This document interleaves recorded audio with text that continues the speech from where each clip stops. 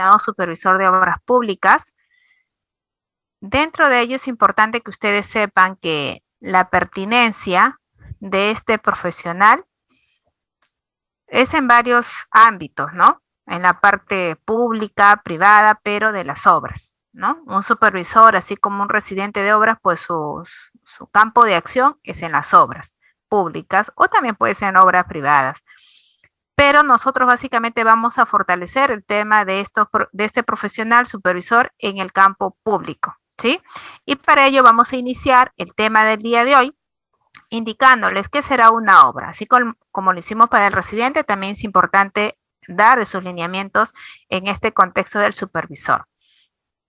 Para ello decimos que en lo que refiere a las obras públicas, estas, según el reglamento de la Ley de Contrataciones con el Estado, la 3022.5, en su anexo único, anexo de definiciones, nos indica que las obras son bienes inmuebles, correcto. Y lo que refiere a bienes inmuebles, pues lo tipifica las construcciones, reconstrucciones, mejoramiento, demolición, renovación, ampliación y habilitación. ¿Sí? O sea, básicamente vamos a decir, lo engloba a obras como un bien inmueble. Y a su vez nos dice que dentro de estos bienes inmuebles están todo lo que acabo de mencionar, que no solamente son construcciones las obras, sino también las habilitaciones, las demoliciones, las renovaciones, el mejoramiento. Entendiéndose que los bienes inmuebles son aquellos que no pueden ser transportados sin perder su esencia, su naturaleza o su forma. Asimismo, nos dice que la tierra y todo lo que se le adhiere se inmoviliza. ¿De quiénes? Ya decíamos de la construcción, de remodelación, pero básicamente si hablamos de los tipos de estas construcciones o reconstrucción, pues se está refiriendo a este tipo de infraestructuras a su vez, ¿no? Como edificaciones, estructuras hidráulicas, las excavaciones, las perforaciones, carreteras, puentes, entre otros, ¿sí? Entonces empezamos conociendo que el supervisor va a tener su injerencia dentro de estas obras en general. ¿Ya? Vamos a conocer más adelante ya el tema público, pero en general el supervisor tiene la injerencia dentro de estos aspectos, ¿sí? Construcción, vuelvo a repetir, reconstrucción, remodelación, mejoramiento, demolición, renovación, ampliación y habilitación. Asimismo, este reglamento de la Ley de Contrataciones con el Estado, número 3022.5, en su anexo único, anexo de definiciones, nos indica que las obras requieren ciertas condiciones para poder, pues, ejecutarse. En líneas generales, porque en realidad si puntualizamos, pues habrá muchas más, pero en líneas generales, pues tenemos que las obras requieren de una dirección técnica, es decir, al profesional residente y supervisor. También se requiere de este expediente técnico, un documento importantísimo para poder ejecutar un proyecto, y también se requiere de los recursos para poder ejecutar estas obras. Y básicamente sabemos pues que los recursos están referidos a la mano de obra, materiales y maquinaria y equipos, ¿sí? De otro lado, también conocer los actores de una obra. ¿Quiénes serán los actores de una obra? Por lo general, para la ejecución de una obra se presentan tres actores. Supervisor, que puede ser una persona natural o también una persona jurídica. El propietario, que puede ser el dueño o la entidad. Y el ejecutor, que puede ser el contratista o el constructor, ¿no? Entonces, estas son las personas involucradas, también vamos a decir en líneas generales, en lo que refiere a una, pues, obra, ¿no? Vamos hablando ahora ya un poquito de las obras públicas, porque acabamos de dar los lineamientos para lo que es una obra, ¿no? Pero vamos ahorita puntualizando en lo que es una obra pública. Y qué va a ser el ámbito de muchos de ustedes, de muchos profesionales van a trabajar en las obras públicas. Y es ahí un poquito el tema delicado, ¿no? Que nosotros debemos de básicamente, pues, considerar, ¿no? Para poder estar al tanto con las normas, con las directivas, con los reglamentos. En cuanto a una obra pública, esta se entiende como aquella obra que es ejecutada por un organismo del Estado, ya sea por administración directa o indirecta, pero con recursos públicos, con el objetivo de mantener, ampliar y o mejorar la infraestructura en beneficio de los ciudadanos.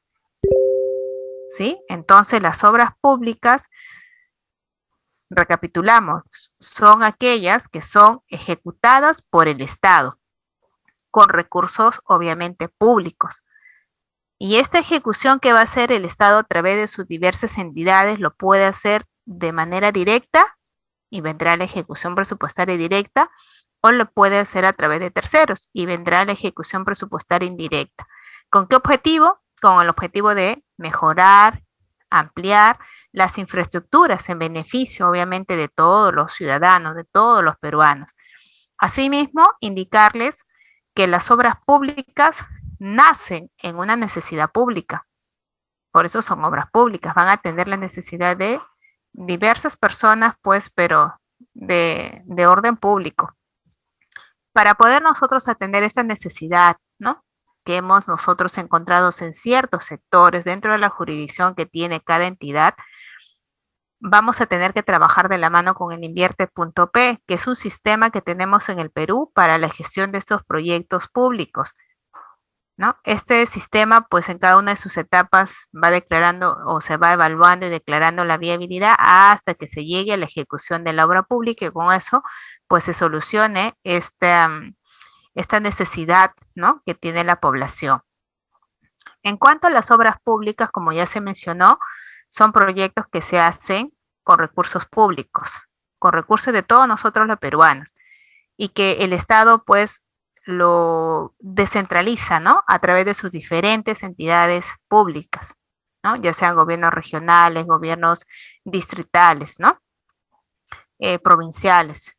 Ahora, en lo que refiere a esta gestión, como ya les mencionaba, de estos proyectos públicos para poder atender estas necesidades, se tiene que trabajar digamos, en concordancia con lo que nos indique el Invierte.p, la misma que nace en lo que es la programación multianual de inversiones y finaliza en lo que es el funcionamiento. Son 4 etapas que se tiene de este sistema Invierte.p. Nosotros, los supervisores o los residentes, ¿no?, o en línea general, los responsables en cuanto a la ejecución de un proyecto público, en cuanto a la parte ya de la obra misma, pues están dentro de la ejecución. Ahí está la pertinencia de estos profesionales, dentro de la etapa de ejecución. ¿Sí? Entonces, eso es importante para nosotros decir, sí, somos profesionales que vamos a estar a cargo del proyecto, pero ¿qué rol cumplimos dentro de este sistema que se maneja para proyectos públicos? Bueno, estamos dentro de la etapa 3. Dentro de la etapa 3 es donde nos necesitan, es donde también están nuestras responsabilidades, ¿sí? Y a su vez, dentro de esta etapa 3, ejecución, están constituidas por 2 subetapas. Por un lado tenemos la elaboración de los expedientes técnicos y por otro lado tenemos la ejecución de las obras. Y en lo que refiere al supervisor, pues no está dentro de lo que es el expediente, ¿no? Porque no es un supervisor de la elaboración del expediente, es un supervisor de la ejecución de esa obra. Entonces, la injerencia específicamente de este profesional del cual vamos a hablar el día de hoy está dentro de la subetapa llamada ejecución de obra. Dentro de esta subetapa se encuentra este profesional supervisor de obras, ¿ya? Muy bien, entonces eso, miren, ya por ahí un poquito nosotros nos vamos enmarcando, ¿no?, en este contexto de decir, sí, yo voy a cumplir un rol importante de ser responsable de este proyecto, pero en cumplimiento a este aspecto, ¿no? Que dentro del Perú se tiene un sistema que es el Invierte.p, el cual gestiona estos proyectos, y ya sabemos que estamos en la etapa ejecución. De otro lado, es importante también que como supervisores de obras sepan que muchos tal vez ya lo conocen, otros que están de repente aspirantes a poder ser supervisores también lo deben de conocer, ¿no? En cuanto a la ejecución presupuestaria de obras, ¿cuántas ejecuciones presupuestarias de obras tenemos? Según el artículo 59, ¿sí?, llamada Ley General del Sistema Nacional del Presupuesto, nos indica cuáles son las modalidades de ejecuciones presupuestales de las obras. y nos refieren que tenemos dos, la ejecución presupuestaria indirecta y la ejecución presupuestaria directa. La ejecución presupuestaria indirecta es aquella que se hace entre una entidad del Estado y una entidad privada. La ejecución presupuestaria indirecta, ojo, se hace entre una entidad pública y una entidad privada. ¿Y quién va o qué va a regir de por medio para ese, digamos, esta relación que se va a dar? Un contrato. Y las normas que van a regir en la ley de contrataciones con el Estado y su reglamento. ¿Sí? También tenemos como ejecución presupuestaria indirecta aquella que se hace entre una entidad pública y otra entidad pública, pero que para ello se va a tener que ceñir a un convenio, ¿no? Hay un convenio de por medio y las normas se van a tener que definir entre ambas instituciones públicas. Esto es en cuanto a la ejecución presupuestaria indirecta. Y también tenemos la ejecución presupuestaria directa. La ejecución presupuestaria directa es aquella que se hace, digamos que lo ejecuta la misma entidad, ¿no? La propia entidad ejecuta sus proyectos y para ello se va a tener que...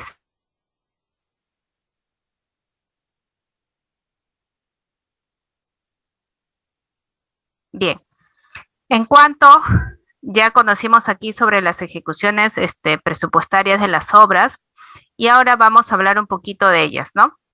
En cuanto a la ejecución presupuestaria indirecta, la que es más, vamos a decir, por decirlo, de las dos ejecuciones presupuestarias, vamos a elegir básicamente a las obras por contrata y a las obras, bueno, por administración directa, la que se gestiona entre una entidad pública y un tercero y la cual gestiona la misma entidad. Respecto a eso, hablamos en primer lugar de las obras por contrata o de las ejecuciones presupuestarias indirectas. En algunos casos también, cuando se refieren a las obras por contratas, también lo indican como ejecución presupuestaria indirecta. Ya decíamos que esta tiene un marco normativo, que es la Ley de Contrataciones con el Estado, la 30225, y su reglamento a través del Decreto Supremo 344-2018-EF.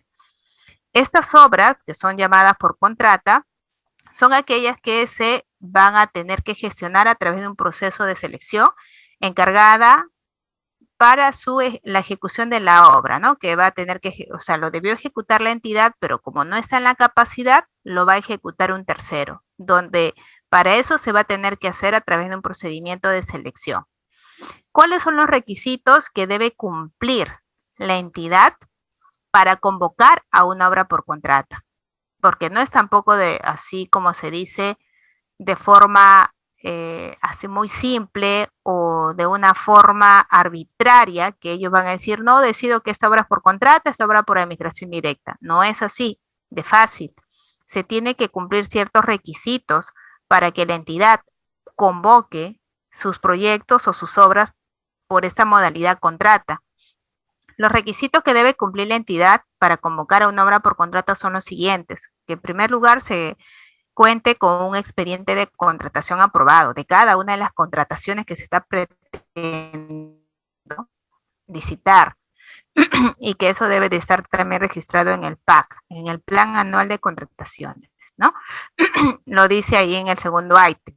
Segundo, debe de contarse con un expediente técnico aprobado, tener una asignación presupuestal para ese proyecto, también tener la disponibilidad física del terreno, una declaratoria de la viabilidad de ese proyecto, además también haber designado al comité de selección cuando corresponda y contar con los documentos del procedimiento de selección aprobados que se publican con la convocatoria. Esos son los requisitos, miren, que tiene que cumplir la entidad para que pueda convocar a esta modalidad. Luego tenemos otra ejecución presupuestaria, ¿no? Llamada directa, o mejor dicho, también obras por administración directa. Este tipo de obras se va a tener que trabajar con la resolución de Contraloría, la 195-88-CG, es la que rige para este tipo de ejecuciones presupuestarias. Este tipo de, digamos, de ejecuciones se definen como aquellas que se produce por una entidad ejecutora del pliego, con su personal, con su infraestructura, y es el ejecutor directo de dicha obra pública. ¿Cuáles son los requisitos? Miren ustedes también, para la ejecución presupuestaria directa de obras públicas o llamadas administraciones directas, porque también hay requisitos. No es que la entidad también de la noche a la mañana, no, como les decía, no es que al azar o porque a mí se me ocurrió, porque yo creo que es lo más conveniente, digo, tú vas por contrata, tu proyecto te vas por contrata y tú te vas por administración directa. Tiene que ser sustentado. Recuerden, estamos en una obra pública. No podemos hacer las cosas de esa forma arbitraria. Nos puede costar caro eso, ¿sí? Entonces, en cuanto al requisito, nos dice que para fines del control gubernamental y en este marco de la ejecución técnicas que garanticen que estas obras sean ejecutadas de manera correcta, eficiente, eficaces y transparentes, en cuanto a la utilización, en cuanto a la gestión que se haga de estos recursos y bienes del Estado, la Contraloría General de la República verificará que tratándose de la ejecución presupuestaria de estas obras públicas por administración directa, cumplan con los siguientes requisitos. Y esto es algo importante, miren, que a veces las entidades públicas lo obvian, ¿sí? El de realizar informes técnicos, legales y presupuestarios favorables por parte de las unidades orgánicas que sean responsables y en las cuales sustenten la capacidad de la entidad pública para que ellos puedan gestionar adecuadamente esta ejecución presupuestaria directa de la respectiva obra. Contar también con un expediente técnico aprobado y también algunas de las condiciones que hablamos en obras por contrata, como disponibilidad del terreno, contar con asignación presupuestal también, ¿no? Entonces, pero esta parte inicial es algo, vamos a decir, determinante, ¿sí? No podemos ejecutar proyectos por administración directa si usted no lo sustenta. Porque, ¿qué pasa? Yo puedo decir ya, este proyecto será por administración directa y luego no pasa que no tengo ni siquiera una maquinaria. Y yo en mi expediente no contemplé, por ejemplo, en los APUs, el costo de el tema de tenemos el costo de posesión, porque sobra por administración directa y no te tengo por qué pagar por la compra de maquinaria, pero si no tengo la maquinaria. Y así hay muchas cosas que en función a la forma de ejecución se tiene que realizar, como es la parte de presupuestos. Entonces, esto es algo serio, no es cosa de juego. Y sobre todo que acá entra a tallar la Contraloría. Pónganse que auditen esa obra y que alguien que no tiene ningún sustento, y peor aún, de repente en la fase de ejecución vienen los problemas, vienen las inconsistencias, las deficiencias, que no podemos terminar esa obra y cómo se gestó esta obra. A ver, vamos a pedirles los informes y se dan con la sorpresa que nada de esto hay, mire. Entonces, por eso, para ocupar cargos públicos, para ejecutar proyectos, para trabajar en la gestión pública, tenemos que estar de la mano con la parte normativa. El desconocimiento nos puede llevar a consecuencias, pues, graves, ¿no? Leves, graves, bueno, de todo puede pasar. Entonces, por ahí tenemos que tener en cuenta estos lineamientos, que son los iniciales, ¿no? Que son los iniciales, ¿no? Fase diseño. Otra de las cosas que vamos hoy día un poquito hablándoles es de los sistemas de contratación. Recuerden, una cosa son formas de ejecución o ejecución presupuestaria, que quiere decir cómo ejecutarás la obra, cómo se va a desarrollar. ¿Lo va a desarrollar la misma entidad o lo va a desarrollar un tercero? Eso es forma de ejecución. Y ahí hemos entendido que existen dos formas de ejecuciones, ¿no? Las directas y las indirectas. Es cómo se está gestionando la ejecución de ese proyecto, ¿no? ¿Quién lo realiza? Y otra cosa es los sistemas de contratación, es decir, cómo te voy a contratar con fines de pago. ¿Cómo se te tiene que pagar? ¿Se te tiene que pagar todo? ¿Se te tienen que pagar en función a lo que te contraté? ¿Se tiene que pagar en función a lo que realmente ejecutas en las obras? ¿Cómo es esa cosa? ¿No? Entonces, respecto a ello, tenemos los sistemas de contratación. Y estos sistemas de contratación están referidos también en el artículo 14 del Decreto Supremo el 344-2018-F, el mismo que nos dice que hay sistemas de contratación tanto para la contratación de ejecución de obras como para las consultoras de obras y adquisiciones relacionadas a las obras. El día de hoy nos interesa más que todo fortalecer el tema de las contrataciones, de los sistemas de contratación aplicables a las ejecuciones de obras. Y para ello entendemos que hay 3 sistemas de contratación: suma alzada, precios unitarios y el sistema mixto. Cada uno de estos tiene sus propias características, obviamente, por eso son diferentes, ¿no? Tienen sus propios mecanismos en cuanto a cómo se les va a contratar. Para ello, primero vamos a ir a este sistema de contratación suma alzada. En este sistema de contratación a suma alzada, básicamente va a regir para obras por contrato. ¿Ya? Para obras por contrato. En cuanto a estas obras por contrata, las obras, sabemos que hay 2 formas de ejecuciones: obras por contrata y obras por administración directa.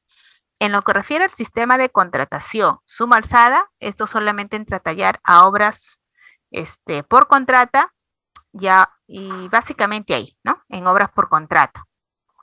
Ahora, este sistema de contratación, que es el de suma alzada, se recomienda que se aplique para aquellos proyectos en donde se sepa las cantidades, las magnitudes y calidades, y estas estén totalmente definidas en los planos, especificaciones técnicas, memoria ejecutiva y presupuesto. Mejor dicho, que se sepa de una u otra manera con exactitud que estas cantidades, magnitudes y calidades pues son las correctas. ¿Me entienden? Cuando básicamente se entiende que en un proyecto yo guardo relación con lo que me están indicando, pues lo haré por suma alzada. Esto es recomendable para obras verticales, por ejemplo, obras de edificación. Y aquí la propuesta con este sistema de contratación suma alzada, la propuesta es por un monto fijo integral y por un determinado plazo de ejecución. ¿Sí? Es por eso que aquí no se considera ni los mayores metrados respecto a una partida, ni los menores metrados respecto a las partidas también. Todo es en función a este monto del contrato, al presupuesto y también al plazo. Pero lo que sí tenemos aquí, algo en particular de este sistema de contratación, es el orden de prelación, el orden de importancia. Y aquí se sabe, por ejemplo, que lo que manda son los planos.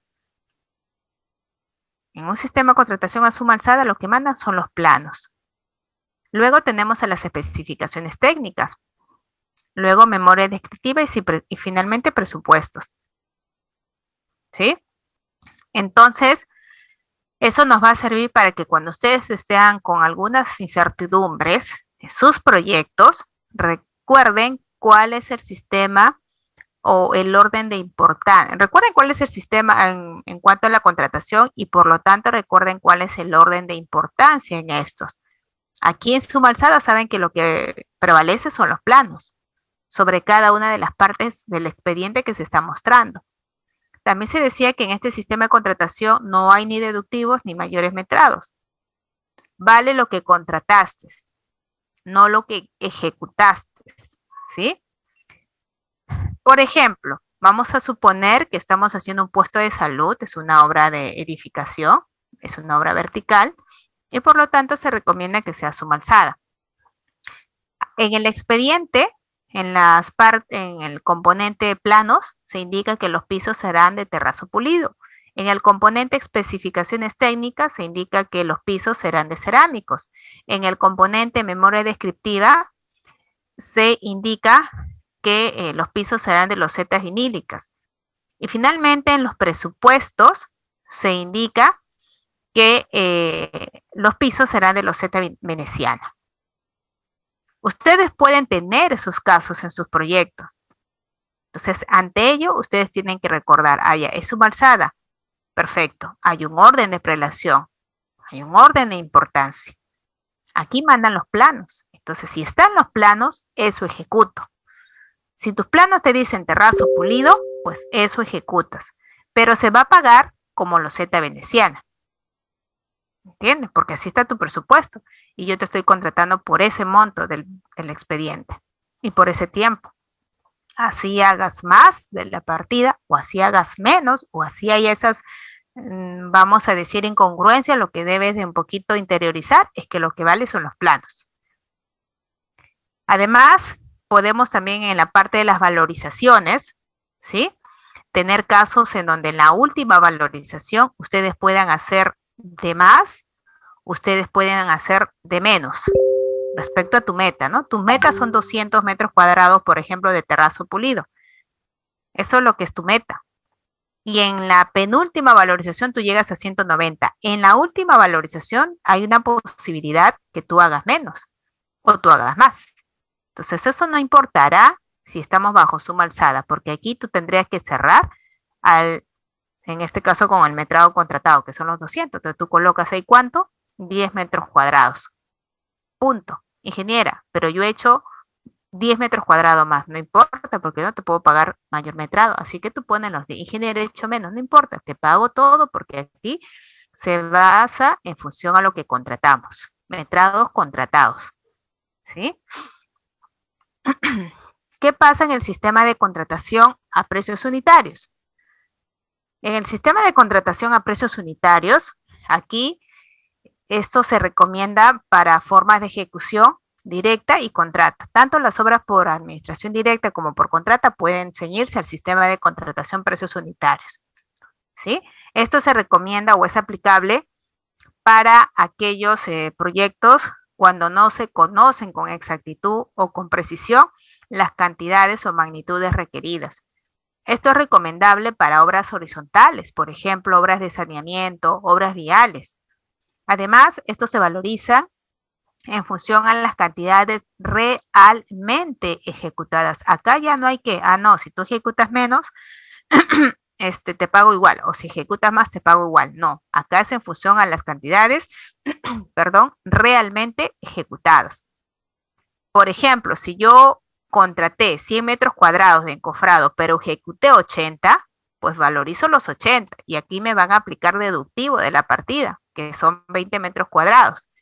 Si tengo la partida concreto y yo contraté 200 cubos, pero ejecuté 250, entonces ¿cuánto valorizo? Lo realmente ejecutado, que son los 250 cubos. Aquí sí hay mayores metrados, sí te van a pagar eso demás que estás haciendo, no es como suma alzada que no te paga.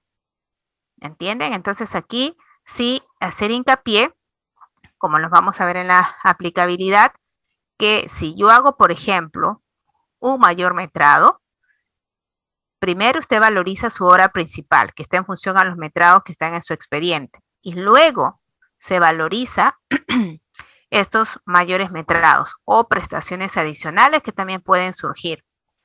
Las prestaciones adicionales pueden darse tanto en suma alzada como en precios unitarios, por si acaso. Entonces aquí en precios unitarios, si hay el tema de mayores metrados, pues te tengo que gestionar esos mayores metrados, te tengo que pagar. Pero para eso recuerden, primero cierren la valorización de obra principal y luego se gestiona estos mayores metrados. Además, miren ustedes, pueden darse el caso que también, como en el caso anterior, ustedes tengan diferentes datos respecto a los componentes del expediente técnico. Por ejemplo, en los planos te indiquen que el asfalto es de 1 pulgada de espesor, luego que en las especificaciones sea de 1,5 pulgadas, que en las memorias descriptivas sea, por ejemplo, de 2 pulgadas de espesor, y que en los presupuestos de repente te indiquen que el pavimento es de 0,5 pulgada de espesor. Pregunta, ¿cómo le pagamos al contratista? La respuesta es, en este sistema no existen orden de prelación. Lo recomendable es hacer la consulta al proyectista, es decir, al consultor de la obra, para que determine lo que corresponda a utilizar en la obra, ¿sí? En cuanto al sistema de contratación mixto, esto aplica solamente para obras por contrato, ¿no?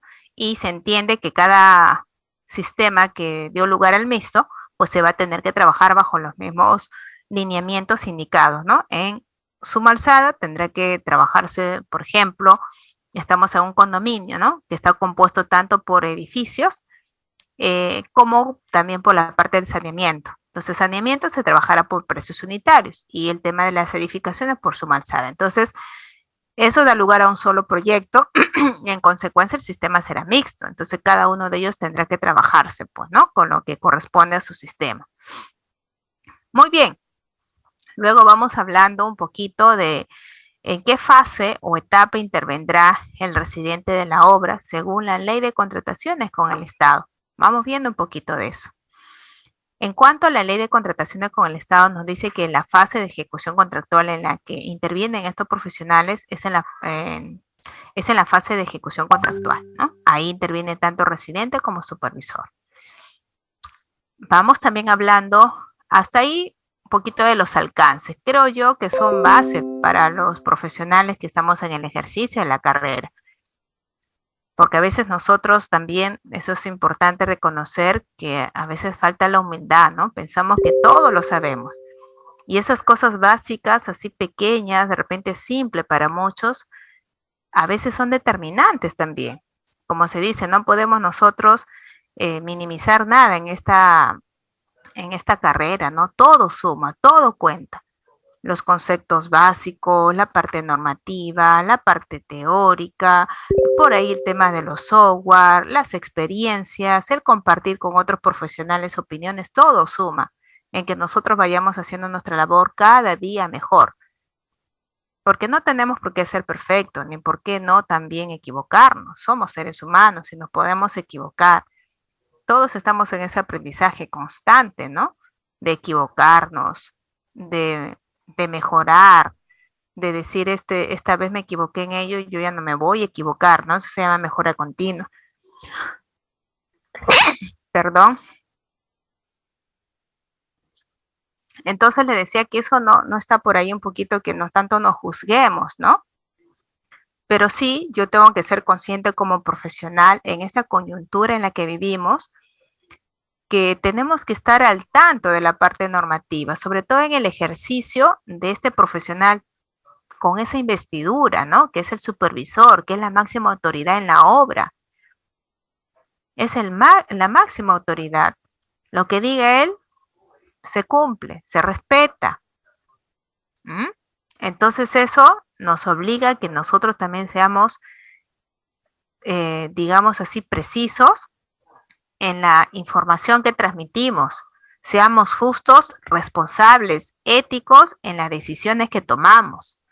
Y para eso les va a ayudar todos esos aspectos, como les decía, estos conceptos básicos, la norma, la teoría, las experiencias, el haberse equivocado también es parte del aprendizaje. Quien no se equivoca no aprende.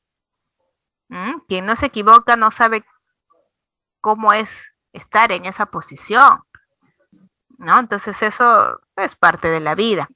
Ahora, hasta ahí ya culminamos. Estos alcances, digamos, básicos, importantes de saber la forma de ejecución, qué cosa es una obra pública, porque ustedes van a estar trabajando en las obras públicas y necesitan saber que esas son obras, son proyectos que se van a gestionar con dinero del Estado. Y ahí es lo delicado del asunto, que no es nuestro dinero de nosotros. A nosotros nos están encargando la dirección de ese proyecto, pero no somos los dueños de ese proyecto.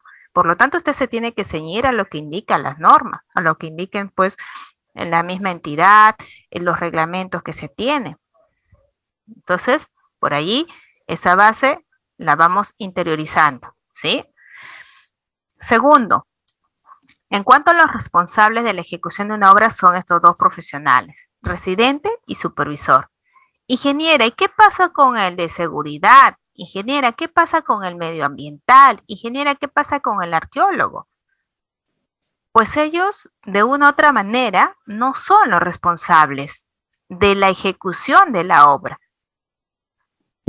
Son aquellos profesionales que un poquito haciendo réplica a los proyectos privados, es que la parte pública los ha ido incorporando, porque antes no se trabajaba así. Cuando yo recién empecé a trabajar, que ha sido hace 14 años, porque yo llevo en el ejercicio de la carrera 14 años, pues no había tanta cosa, ¿no? Era el residente y supervisor, punto. El residente ejecutaba la seguridad a medias, como se dice.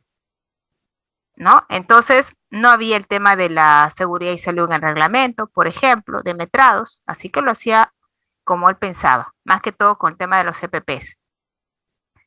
Entonces, básicamente por ahí se entiende que siempre, y el reglamento lo sigue enmarcando, que los responsables de una obra residente es supervisor, y que ahora con esto que tenemos en las obras especialistas de tal, como 10 creo especialistas en un proyecto, es porque se ha hecho un poco réplica la parte de las obras privadas que han dado buenos resultados, sino que acá a veces, como siempre, la parte pública a veces no lo sabe aplicar adecuadamente.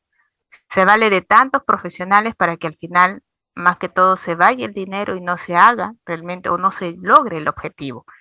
El que haya tantos, vamos a decir, especialistas, es para que la obra salga mejor, ¿no creen ustedes?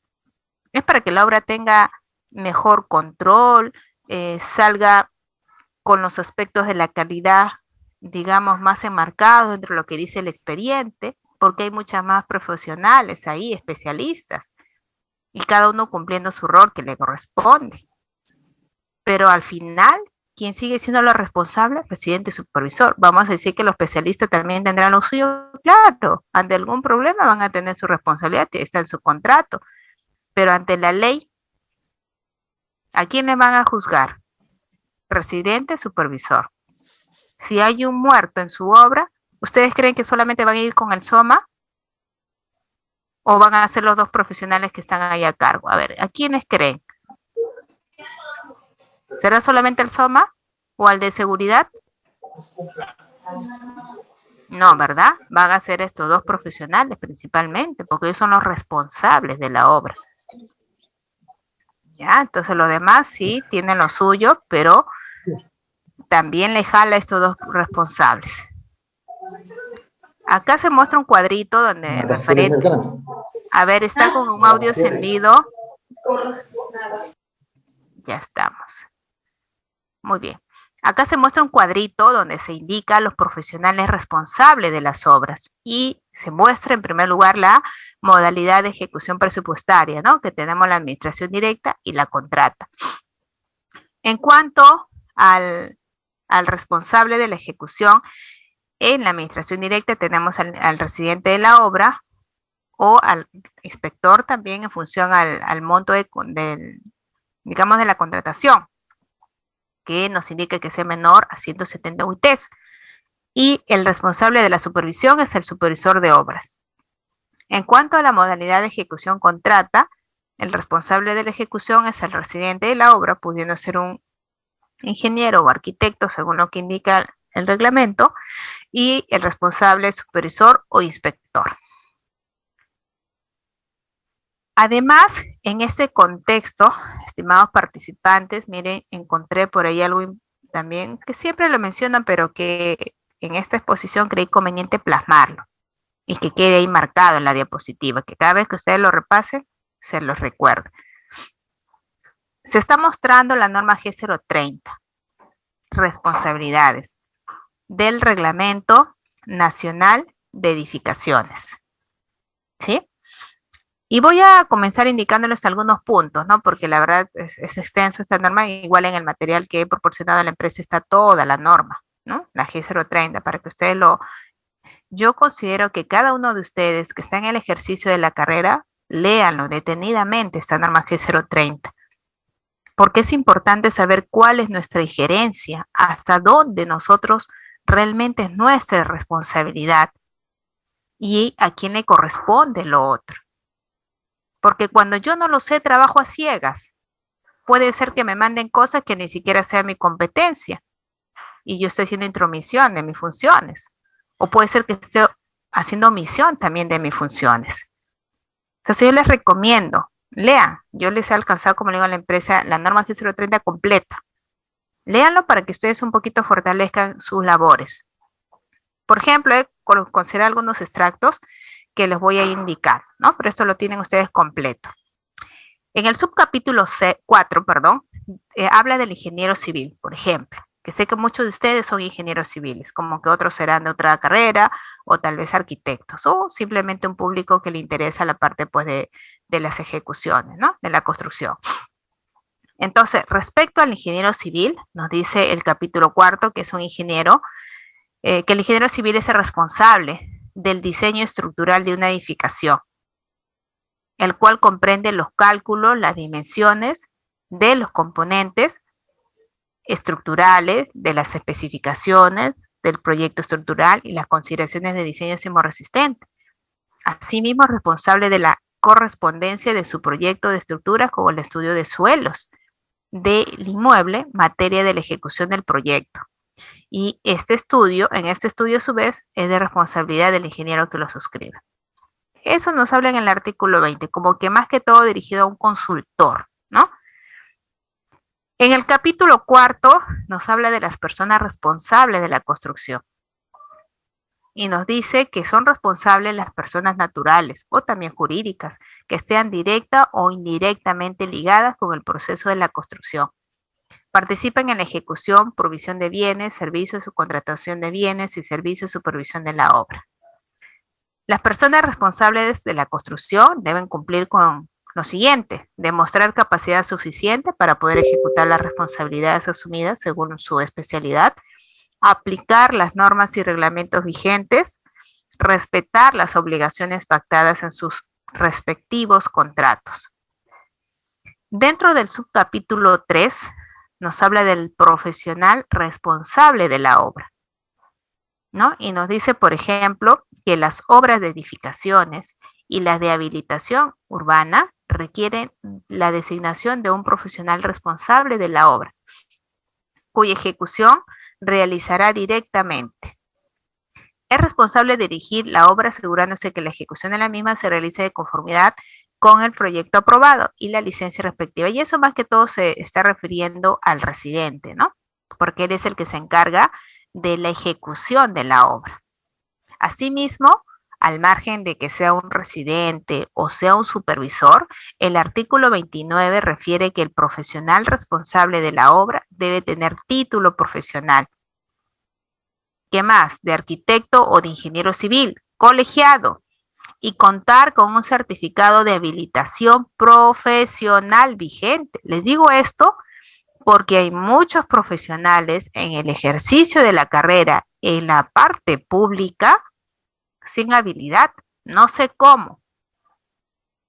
Y eso es un delito, por si acaso, lo vamos a ver más adelante. No podemos trabajar sobre todo en la parte pública sin estar colegiados, sin estar habilitados.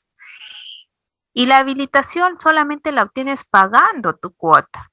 No es porque tú hayas hecho algo malo, no terminaste tu obra y te inhabilitaron, no. Bueno, salvo que hay un proceso y todo, pero en líneas generales, estar habilitados en el colegio profesional es para...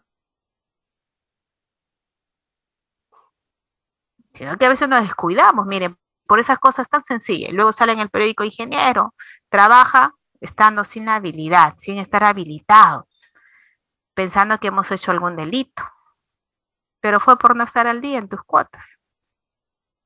Entonces eso también tiene que meterse en la cabeza. Nosotros trabajamos, tenemos que ser con todos los requisitos, con todo lo que dice la norma, no podemos vulnerar eso, ¿ya?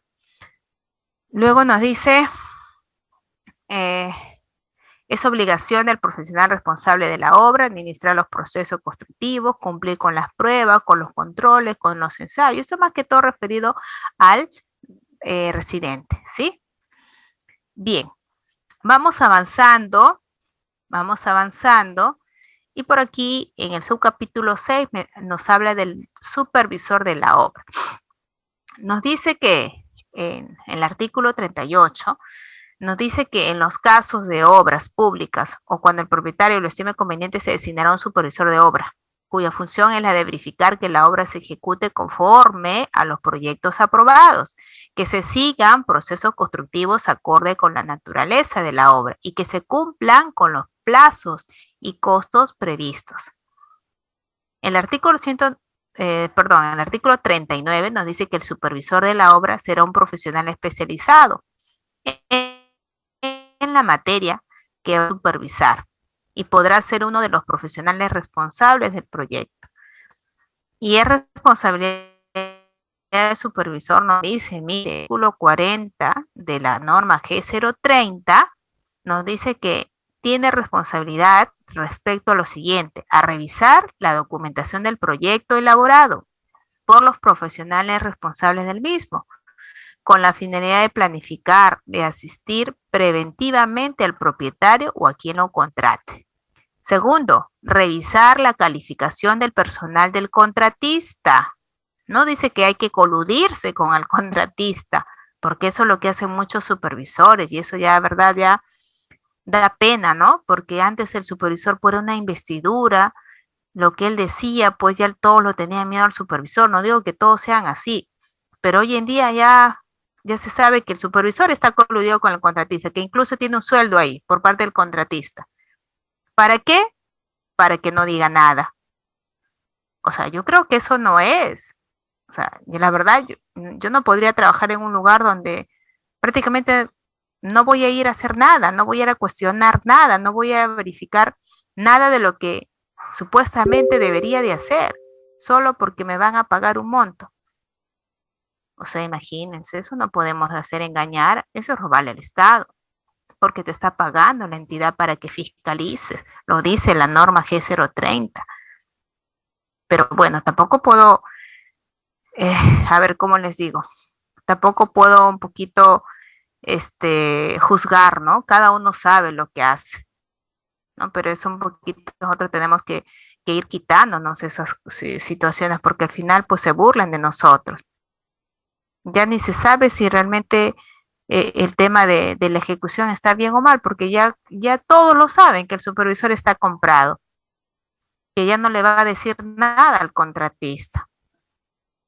Incluso yo cuando estaba de especialista en un proyecto, llegaba así de sorpresa, porque no tenía permanencia de 100%, y ya el supervisor le decía al contratista: ¿y cuándo ya me abonas mi sueldo? Así, suelto de huesos, como se dice. Imagínense de qué estamos hablando. ¿Mm? Entonces eso tenemos que evitar, ¿no? Tenemos que evitar por nosotros mismos, porque es una falta de respeto a nosotros mismos, ¿no? Y es un engaño que le hacemos a todos. Tercero, nos dice que aseguremos la ejecución de las pruebas, de los controles y ensayos previstos en las especificaciones del proyecto. Hay que emitir reportes que señalen el grado de cumplimiento de los requisitos especificados en la documentación del proyecto. Y también la de participar en el proceso de recepción de las etapas del proyecto a nombre del propietario. Entonces eso es un poquito, miren, de lo que dice la norma. Ustedes pueden también revisar por ahí para que puedan dar un poquito de validez a esto, ¿no? También en la norma G030 habla de las responsabilidades administrativas, civiles y penales en este caso, el supervisor. El artículo 50, por ejemplo, nos dice que las responsabilidades de los actores participantes en cada una de las etapas de un proyecto, esto significa diseño y ejecución, pueden ser de carácter administrativo, civil y penal, o penal, la que pueden ser aplicadas en forma concurrente si fuera el caso. El artículo 51 nos habla de la responsabilidad administrativa de los actores participantes en un proyecto u obra, y esto puede darse cuando estos, por acción u omisión, generen un perjuicio a cualquiera de los actores administrados o partes contratantes por el incumplimiento de deberes generales o responsabilidades normadas en el presente reglamento, o sea, en el Reglamento Nacional de Edificaciones y en la legislación administrativa vigente. La responsabilidad civil de los actores participantes en un proyecto u obra puede darse cuando estos, por acción u omisión, generan un perjuicio a cualquiera de los actores administrados o partes contratantes por el incumplimiento de lo pactado en el contrato, de lo normado en el presente reglamento y de la legislación vigente nos habla. Y la responsabilidad penal de los actores participantes en un proyecto u obra puede darse cuando estos, por acción u omisión, generan un daño a cualquiera de los actores administrados o partes contratantes mediante un hecho o conducta tipificado como delito y normado en la legislación penal vigente.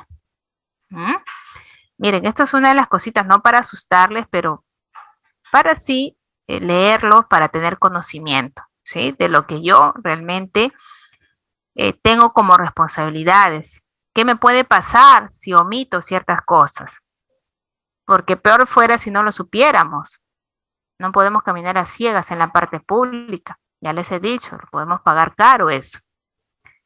Bueno, y acá hay más aspectos que, bueno, creo que también a ustedes por ahí les van a interesar y hay que tomarlo en consideración.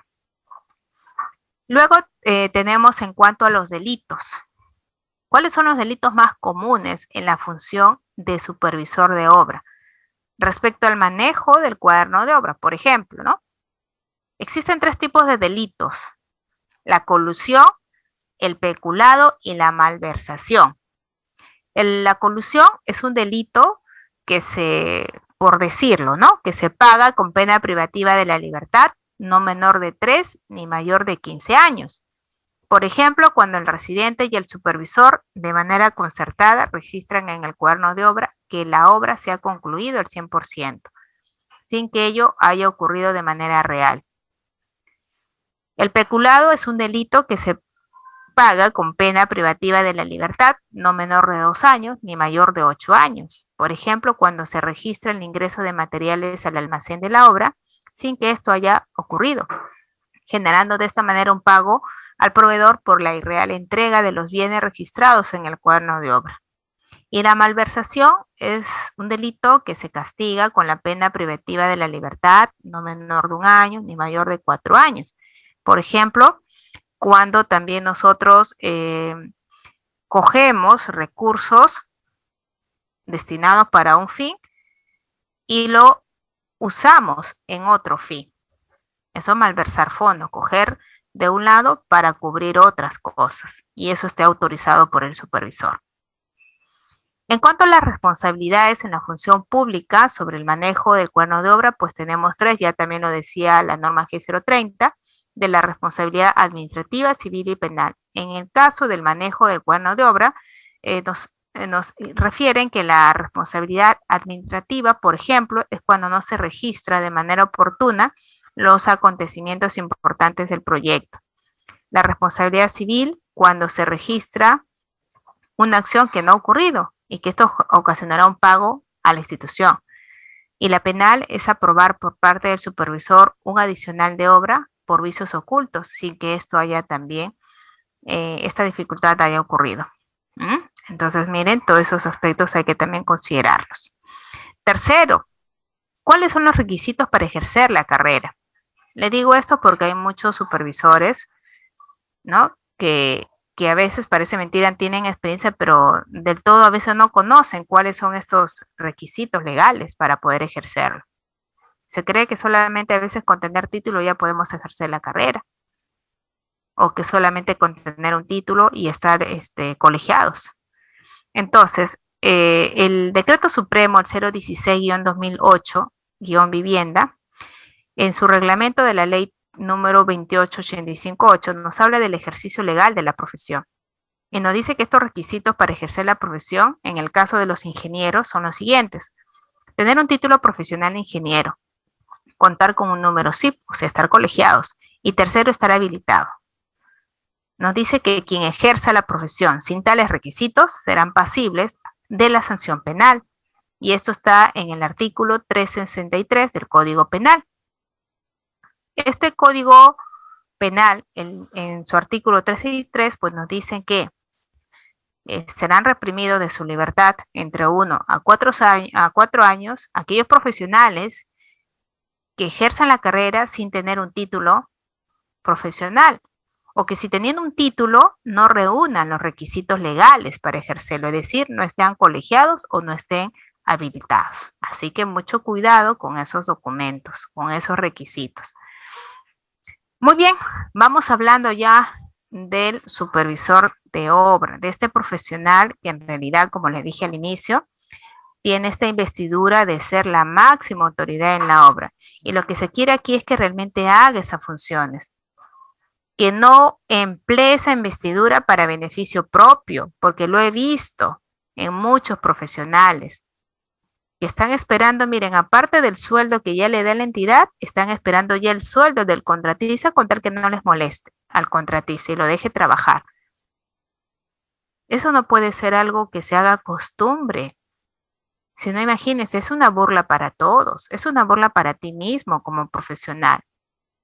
Pero tenemos que hacer nuestro trabajo. Nosotros nos están contratando, la entidad nos está contratando para ejercer funciones que ustedes ya lo han visto en la norma G030, de que se fiscalice lo que hace aquel contratante, ¿no? O aquel contratado.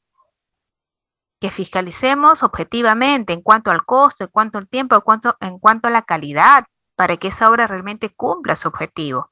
Si no, ¿de qué vamos a estar hablando? Si el contratista va a hacer lo que quiere y yo como supervisor estoy solamente de adorno, por decirlo, porque no fiscalizo nada, no monitoreo nada, porque realmente ya tengo, como se hizo, un arreglo, entonces imagínense, estamos engañando a todo el mundo, te estás engañando a tú mismo.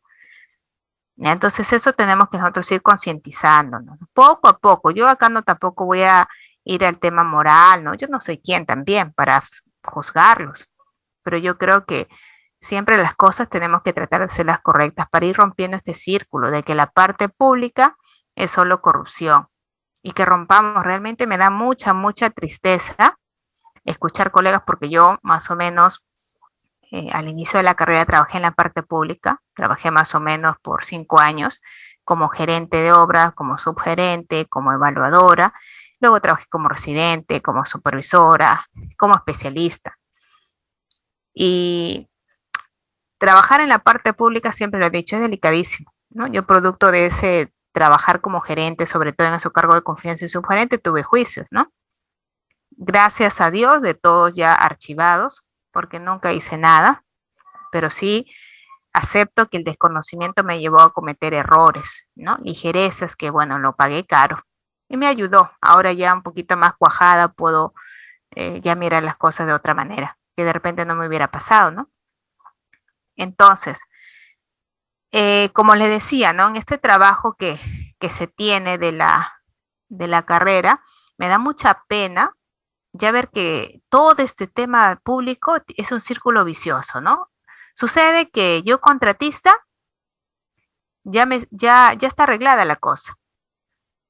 Y las mismas personas que están, digamos, a cargo supuestamente de esta gestión de la obra, inicien pues pagando, ¿no? O solicitando el pago del diezmo, que en algunos ni diezmos es.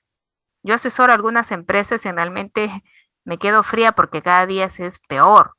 Antes era al menos 10%, ahora te piden hasta el 20, 30% para que le den la obra a alguien que ni siquiera cumple. Ojo, que ellos mismos le ayudan a levantar observaciones. ¿Dónde estamos? Luego llega el tema del supervisor, que también ya tiene que tener su sueldo separado por parte del contratista, porque a mí me lo han dicho. Gracias a Dios, en este trabajo no solamente me comunican lo bueno, sino también lo malo para aprender. Porque yo, gracias a Dios, en mi gestión nunca he sido bueno de esas artes, ¿no? Gracias a Dios, por eso me pasó todo lo que me pasó. Entonces, puedo mirarles a los ojos y en cualquier conferencia decirles, porque todos conocen mi trayectoria, nunca he sido de esas cosas, a pesar que estaba en la parte pública. Entonces les decía que luego llega el supervisor y también se entiende que se tiene que dar un sueldo para ellos. Luego viene el tema de pasar las valorizaciones y también se tiene que pagar a los funcionarios para que puedan tramitar, a la tesorería para que te pueda generar el cheque. Imagínense, o sea, son como que ya delincuentes. Y eso no se puede dar porque al final quien se compromete aquí, a quien se perjudica aquí, es al proyecto, a la obra misma. Porque si tú pensabas como contratista hacerla de calidad, las mismas circunstancias te están obligando a que no lo puedas hacer, porque ya no cuentas con el presupuesto. Y además, si ya le compraste al supervisor, ¿qué te va a monitorear? ¿Qué te va a fiscalizar? Y con todos estos antecedentes que los funcionarios te piden dinero como contratista. Entonces, por ahí, seamos conscientes, rompamos este círculo vicioso, porque cada día siento que es peor. En mis tiempos no era tan sanguinaria la situación realmente, ¿ah? Sí escuchaba que por aquí, que por allá, pero ahora es... Después les cuento algo último que también por ahí me comentaron. Sucede que esta empresa contratista X, ya está para iniciar su proyecto. Y bueno, por la naturaleza, como le digo que ahora los proyectos públicos se quiere hacer réplica mucho tema de las obras privadas, tienen especialistas. Y uno de ellos es el ambiental, ¿ya? El SOMA, que es Seguridad, Salud y Medio Ambiente. Y le dice pues al contratista, porque el especialista es contratado por parte del contratista, ¿sí? Para dar cumplimiento a lo que ha declarado también digamos, en sus requisitos y todo de su plantel técnico. Entonces, el SOMA, que es parte del contratista, le dice, mira, no puedes tocarme esta flora, ¿no? Porque como medio ambiente entiendo que él protege, ¿no? Al tema ambiental. Bueno, ya está, ahí está perfecto. Pero díganme ustedes, ¿es culpa del contratista o de la entidad que dentro, por ejemplo, de la construcción de un edificio haya puros árboles y que eso lo hayan dado como un área legal para construir? Entonces eso ni siquiera estaba en el expediente técnico planteado. Eso ni siquiera lo habían objetado. A su entender, ¿de quién creen que sea ahí el tema? Tú vas a construir, por ejemplo, un edificio y en todo tu área de flora hay árboles, ¿no? Una serie de cosas. Y el medioambiental no quiere que lo toques. Entonces, si no quiere que lo toques, ¿cómo vas a construir ahí? Y si se supone que en el expediente debió estar eso ya, al menos el tratamiento que le vas a dar. O si es un área intangible que no debe de tocarse porque hay árboles y hay todo el tema de flora, pues ¿qué hago entonces? Porque eso no es responsabilidad del contratista. La entidad, o sea, tu contratante ya te tiene que dar eso liberado. ¿Qué hicieran ustedes como supervisores? A ver, rapidito. ¿Qué hicieran ustedes rapidito? Me lo escriben por el chat.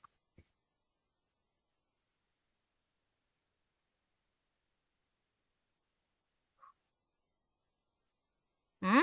¿Qué hicieran? A ver, rapidito por el chat, chicos. ¿Qué hicieran? Bueno, les comento, consultar el proyecto. Muy bien, eso es lo correcto. Paralizo, suspendo la obra, porque también me lo está diciendo el medio ambiente que no toque esa área. Obviamente eso va a ser una causal para mi ampliación de plazo, siempre y cuando también afecte mi ruta crítica, lo tengo que demostrar. Y segundo, hacer la consulta proyectista, ¿no? Eso es lo correcto. Pero ¿saben qué pasaba aquí? Que el ambiental le dice,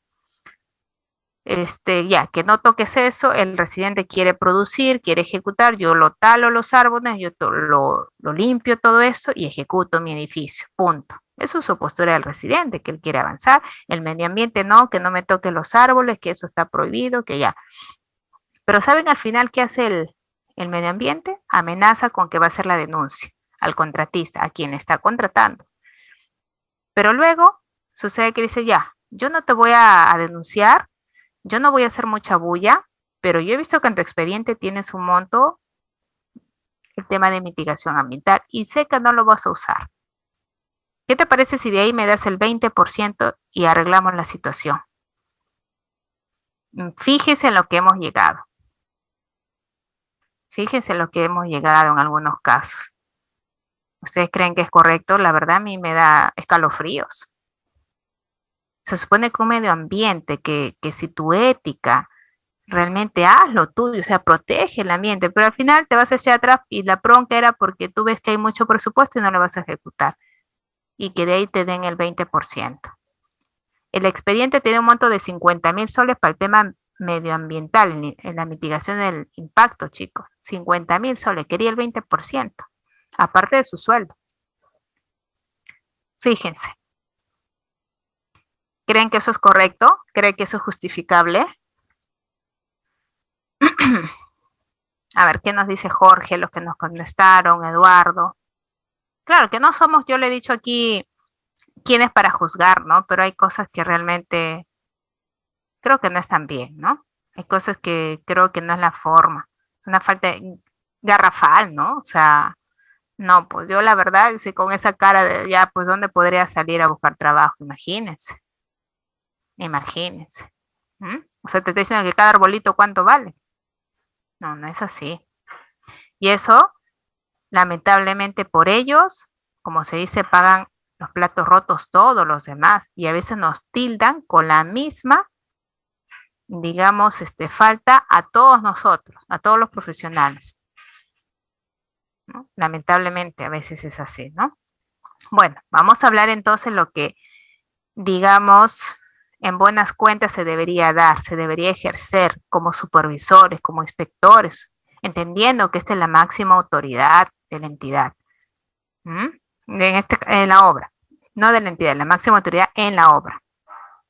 Entonces el inspector, o también llamado supervisor, porque hay dos términos que se utilizan. El supervisor es para la persona natural o jurídica que es contratada a través de un proceso de selección, es externo, mientras que el inspector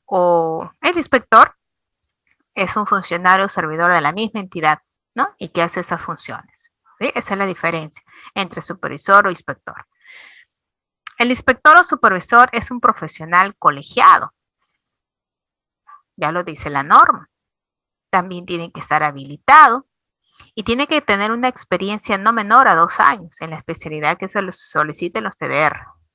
Debe de poseer conocimientos técnicos actualizados y se contrata cuando el valor de las obras es mayor o igual perdón, al valor del presupuesto del sector público para el año fiscal.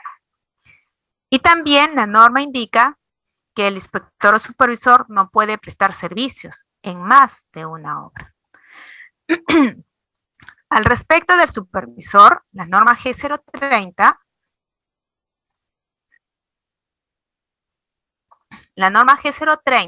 nos indica lo siguiente, que la función del supervisor es la de verificar que la obra se ejecute conforme a los proyectos aprobados, que se sigan procesos constructivos acordes con la naturaleza de la obra y que se cumplan con los plazos y costos previstos en el contrato de la obra.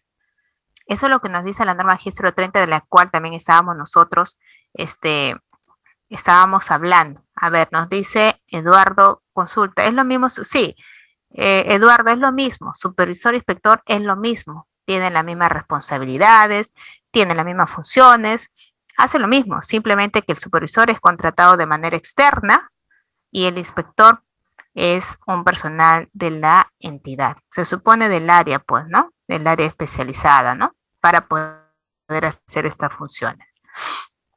Entonces, en cuanto a la norma G030, vuelvo a repetir, la que hemos visto anteriormente, nos habla, mira, puntualmente, y lo he resaltado esto para que ustedes entiendan, que dice que es el profesional responsable de verificar, monitorear que la obra se ejecute conforme a los proyectos aprobados, es decir, conforme al expediente técnico, y que se cumplan con los plazos, costos y calidad también contemplada en el mismo y también en el contrato.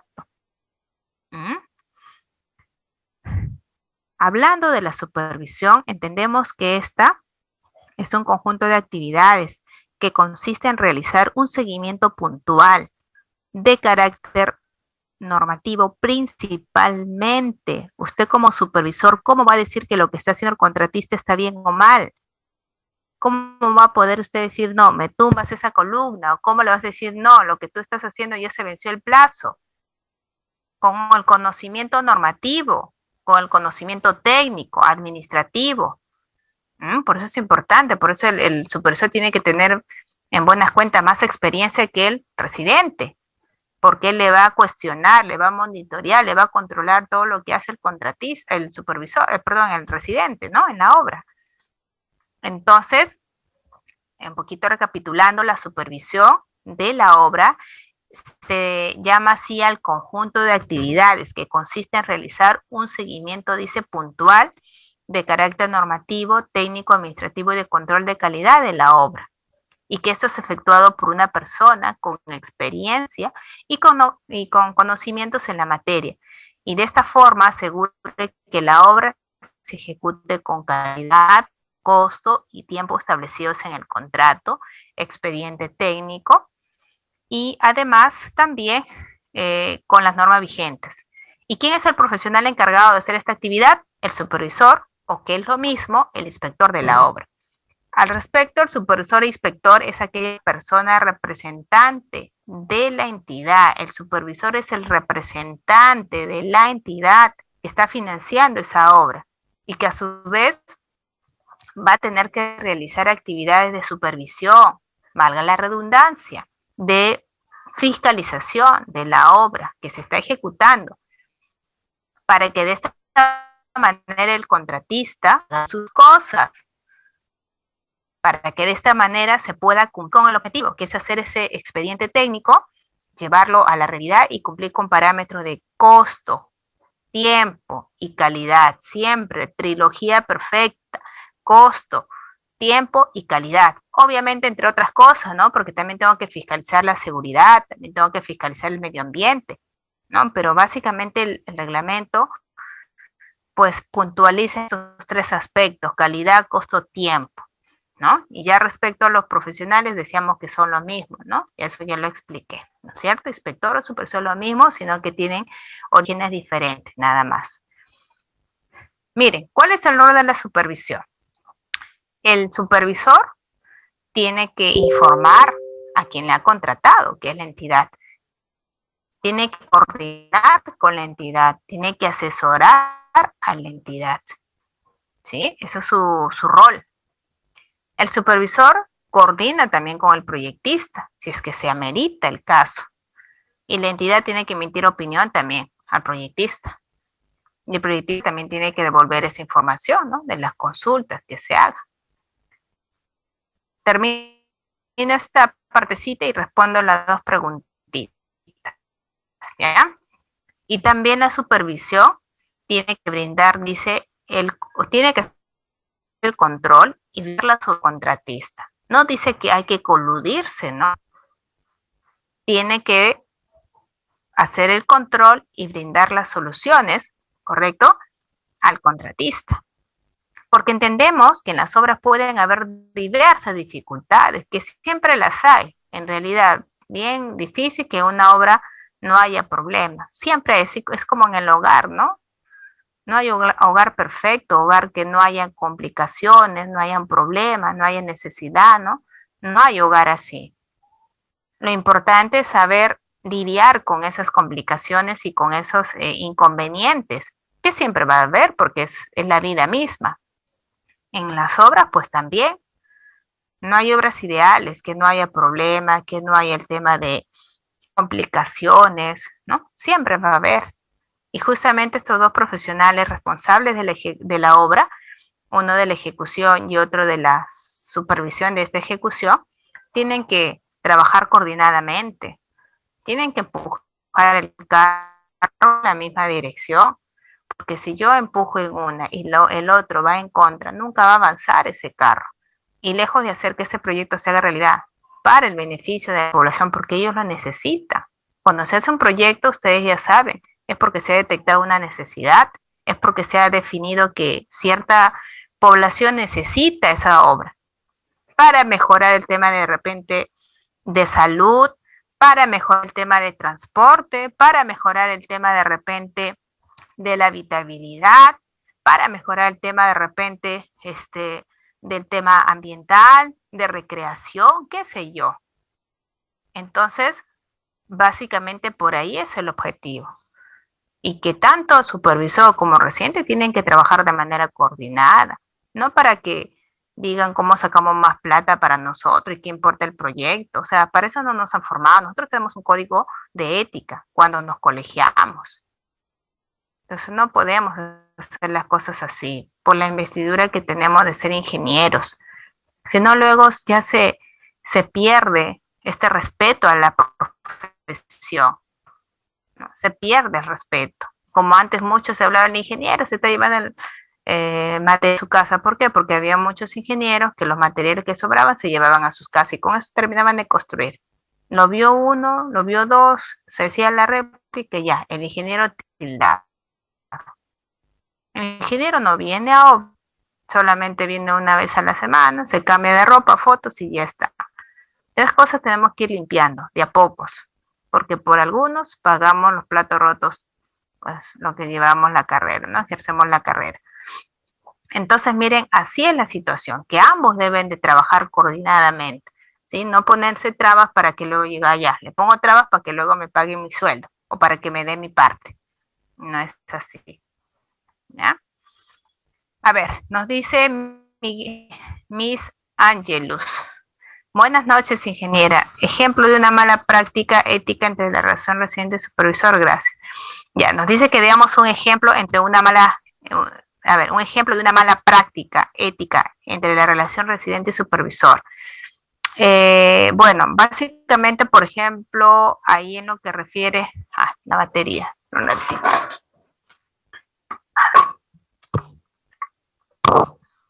Un ejemplo de mala práctica es cuando se coluden. Ya lo han visto ustedes las responsabilidades. Por ejemplo, se colude residente y supervisor para decir que han ingresado 100 bolsas de cemento y solo han ingresado 20. Para que se dé esa situación que ellos pretenden, por ejemplo, para, no sé, sacar por ahí un monto económico, se tienen que coludir, ¿no? Para que puedan, no sé, pues incluso también meter ahí al almacenero. Y al final sale toda una relación de personas involucradas en eso. Por ejemplo, eso es una mala práctica entre la relación. En vez que coordinen para que la obra sea mejor, están coordinando para que echa menos cemento, va a llegar 100 bolsas, porque si sale 100 bolsas es por algo. Ahora, si te han metrado mal, pues tú te debiste también decir, pues no, o sea, en la revisión del expediente aquí hay algo mal, pero si hay 100 bolsas, si tú revisaste, si todo está correcto, significa que tienes que cumplir con dosificaciones. O de repente a saber eso y coordina con el supervisor para las mejoras del proyecto, no para las mejoras del bolsillo. Eso es una mala práctica, por ejemplo.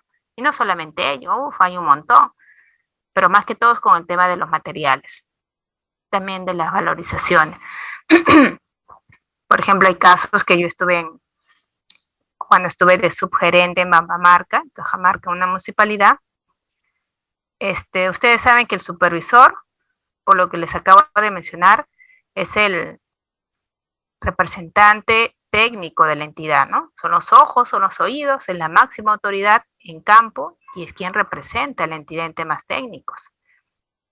Entonces llegó la última valorización y el supervisor, bueno, la aprobó, la tramitó. Yo como sugerente realmente también la aprobé, confiando en que el supervisor, por la investidura que tiene, pues es correcto eso. No me di el tiempo por las tantas funciones y por falta de movilidad, que en la sierra la verdad sus tramos son bien complicados, no es como en la ciudad de agarrar un auto o irte, ¿no?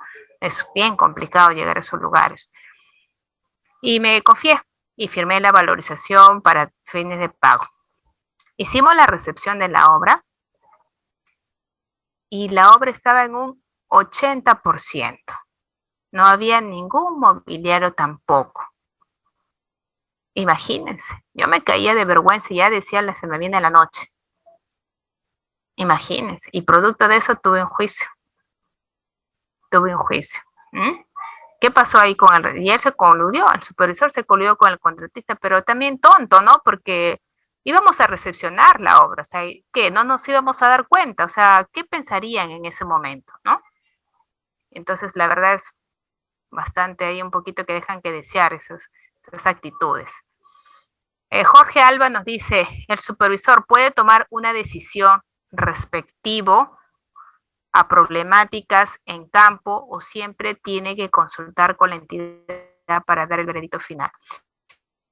En lo que refiere a la parte técnica, estimado Jorge, y sabiendo tu parte normativa, reglamentaria, qué dice tu expediente, o sea, tú tomas las decisiones, no tienes por qué estar consultando por la entidad, tú eres el profesional, tú eres el representante, tú eres como que si fueras la entidad ahí en la obra, sino que eres la parte técnica, pues, o sea, tú conoces todo lo que es ejecución de ese tipo de proyectos.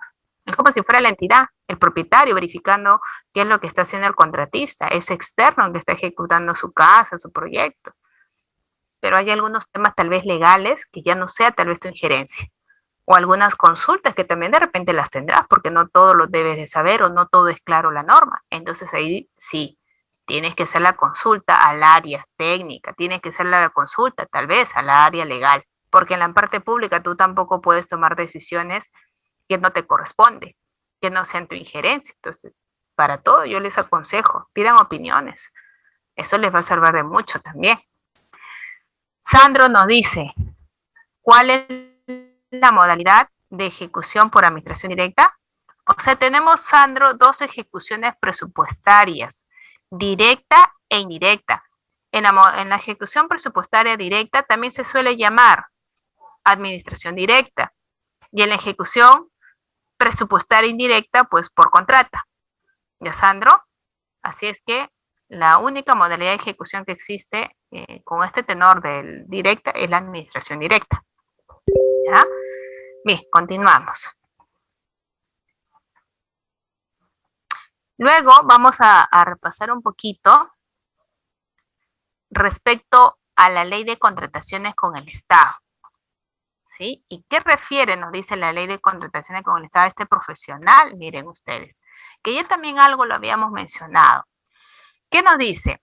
El artículo 186, ¿sí? Llamado inspector o supervisor de obras, nos dice que durante la ejecución se debe de contar de modo permanente y directo, o sea, si la ejecución está desde las 7 de la mañana hasta las 5 de la tarde, pues ese tiempo tiene que estar ahí, o sea, es permanente, no es por horas, es permanente. Y él, ¿no? Directo, no debe de estar solo el asistente, debe de estar este profesional porque a él se le ha contratado para que pueda cumplir esas funciones y disertar en el caso se necesite, pues, con la solución de los problemas que se vayan a por ahí a presentar. Queda prohibida, nos dice también, la existencia de ambos en una misma obra, en la misma obra. O sea, no puede estar inspector y supervisor a la vez. O está uno o está el otro. Además, también nos dice la norma, ¿ya? Lo demás ya les estaba un poquito explicando. Nos dice el reglamento también que en el caso de obras, nos dice que para empezar, el supervisor también debe de tener una participación única, o sea, el supervisor no puede estar en más de una obra a la vez, ojo, antes sí, antes el supervisor paraba en 2, 3 obras, un ratito por aquí, un ratito por allá, una semana aquí, una semana allá, eso ha quedado prohibido, ¿sí? Eso ha quedado prohibido, el supervisor es a una sola obra, ¿ya? Y eso, básicamente, por decirlo, no se cumplirá únicamente en las obras convocadas por paquete, siempre y cuando también la entidad lo, vamos a decir, lo avale, porque al final, de repente para la entidad no, pues, o sea, son complejos mis obras convocadas por paquete. ¿Qué son obras convocadas por paquete? Es cuando una misma contratista, por ejemplo, va a ejecutar proyectos de la misma naturaleza, por decir, se le da 4 colegios, ¿no? Y ahí nos dice la norma que puede haber un solo residente para los 4 y un solo supervisor para los 4, pero siempre y cuando no sean tan complejas, pues, o siempre y cuando también la entidad lo avale de esa manera, porque ellos son los que van a ser los, vamos a decir, la parte, pues, contratante, ¿no? Si ellos avalan eso, bueno, el reglamento también lo tiene como una apertura ahí, ¿no? El artículo 187 nos dice que nos habla de las funciones del inspector o supervisor y nos dice que la entidad controla los trabajos efectuados por el contratista a través de quién, del inspector o supervisor, según corresponda, ¿no? Ya saben que si tienen en planta tal vez a profesional disponible será un solo el inspector, pues, pero si no, o si ven mejor que debe de ser un externo con otras capacidades, con otras, de repente, de respecto a los TDRs que se han solicitado, pues contratarán a uno, ¿sí? Por eso dice según corresponda. ¿Quién es el responsable? O sea, nos está hablando el supervisor, dice que este será responsable de velar directa y permanentemente por la correcta ejecución técnica, económica y administrativa de la obra y del cumplimiento del contrato, además de la debida y oportuna administración de los riesgos durante todo el plazo de la obra, debiendo absolver las consultas que formule el contratista según lo previsto en los artículos siguientes. En una misma obra, el supervisor no puede ser ejecutor ni integrante de su plantel técnico. El otro ítem nos dice que el inspector o el supervisor inspector, según corresponda, está facultado para ordenar el retiro de cualquier subcontratista o trabajador por incapacidad o incorrecciones que, a su juicio, perjudiquen una buena marcha de la obra, para rechazar y ordenar el retiro de los materiales o equipos por mala calidad o por incumplimiento de las especificaciones técnicas y para disponer cualquier medida generada por una emergencia. El contratista brinda al inspector o supervisor las facilidades necesarias para el cumplimiento de su función, las cuales están estrictamente relacionadas con esta. Entonces miren ustedes lo que les toca hacer. A ustedes les van a cuestionar por lo que el reglamento les dice que deben de hacer. Y en conclusión te dice que es él quien va a tener que velar por el cumplimiento de lo que dice tu reglamento y de lo que dice tu expediente. Cumpliendo el tema del plazo, del costo y también de la calidad. Y que es el responsable de hacer o de tomar las acciones que crea conveniente con tal que ese proyecto sea el mejor. En todos los aspectos. En cuanto al perfil del supervisor e inspector, pues por la misma investidura, como ya les decía, que tiene este profesional, que es la máxima autoridad en la obra, pues tiene que tener experiencia, la experticia necesaria para poder conducir, no tanto, digamos, de manera primaria, ¿no? Porque eso lo hace el residente. Él es el que en realidad es la hormiguita que está trabajando constantemente en la ejecución, pero el supervisor apoya con su experiencia justamente que debe de poseer para que las cosas salgan mejor. Es como que si ya hay dos personas pues pensando mejor ante un hecho, ¿no? Y imagínense más, 10 especialistas más. O sea, la obra se supone que tiene que salir a uno, pues, ¿no? 12 profesionales, por ejemplo, en una obra, imagínense. ¿Cómo va a salir mal? No podría darse, ¿no? O si se da, pues minimizarlo, o 12 personas pensando en un problema, pues tendrían que solucionarlo. Entonces debe tener la experiencia para poder también ayudar en la obra, ¿sí? Porque ese residente pues no tiene la experiencia porque tal vez no tiene por qué también saberlo todo, pero sí lo esencial que justamente se ha solicitado, ¿no? En el perfil, en los TDR. Pero aquí está el supervisor o inspector, ¿no? Para ayudar a ello. Luego, en cuanto a la seriedad, ¿no? Para representar con eficacia al contratante en todo lo que respecta al desarrollo de la obra. También tener profesionalismo, porque cuando, ya imagínense, ya tú dices, contratista, ¿y cuánto es la mía? Imagínense, ¿de qué profesionalismo vamos a hablar? Y a mí me daría vergüenza ir a la obra y decir, mira, tu control en cuanto a la densidad de campo no pasa, ¿no? Si se están pagando. O yo, por ejemplo, me acuerdo cuando fui acá a una obra que estaba de especialista acá en Ancash, no era mi correspondencia porque yo era especialista en lo que es costos, pero fui y estaban haciendo densidades de campo. Y bueno, como estaba con mi casco blanco, con mi ropa, bueno, de ingeniera, creo que asumieron que yo era el responsable. Entonces el de suelos, porque también pues es una obra pública, no tiene por qué ocultar nada. Entonces le digo, ¿cuánto están saliendo tus densidades? Estamos ya en la base.